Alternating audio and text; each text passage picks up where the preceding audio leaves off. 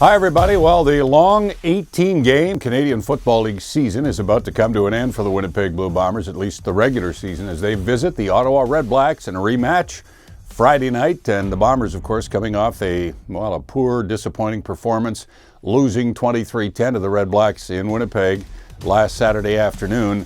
So the Bombers will be highly motivated to obviously just play better. They really turned in a dismal performance against Ottawa, their final home game of the year. And there's much at stake going into this final weekend of the regular season. The Bombers have now lost control in terms of finishing second in the West and having a home playoff game, but it's still a possibility. But it's only a possibility if they beat the RedBlacks on Friday night. So again, there's lots of incentive, I think, for the Blue Bombers to go out and win that game. If they win and Saskatchewan happens to upset the BC Lions on Saturday, then the Bombers will get second place. I guess the other part of that is when you're playing your final game of the regular season and the playoffs are just around the corner, you don't want to go in on a down note. And 2 losses in a row would not be the way for any team to go into the postseason. So the Bombers will go to Ottawa, I think, certainly intent on playing much better and putting in a better performance than they did last week. The RedBlacks, who knows? They have first place in the East clinched.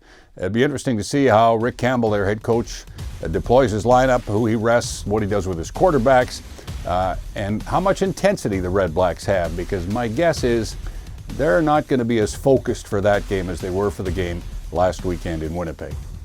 So my keys for the Bombers to win this game for Winnipeg Kia and the Waverly Auto Mall. Bring in any Bomber ticket stub and get $500 off your next purchase at Winnipeg Kia in the Waverly Auto Mall. We'll start with a word I just used a minute ago, and that's intensity. The Bombers have to bring some energy and some intensity into this game. They did not have much.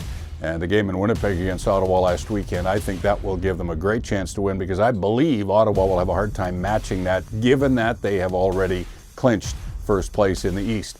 And then the second key, well, what else is there with the Bombers this year? It's turnovers. They lost the turnover battle in the first game with Ottawa, 5-2. They lost the game. And when they win the turnover battle, invariably they win the game. And Matt Nichols, the quarterback, clearly has to play a lot better and not throw 3 interceptions.